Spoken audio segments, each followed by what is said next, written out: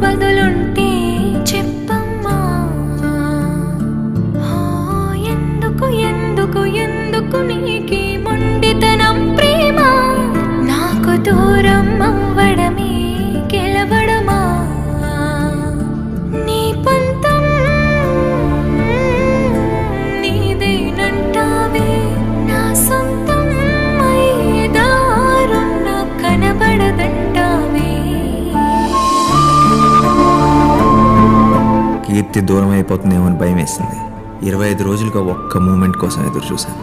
రోజులు గంటలు అయిపోతున్నాయి, గంటలు నిమిషాలు అయిపోతున్నాయి. ఒక్క మూమెంట్.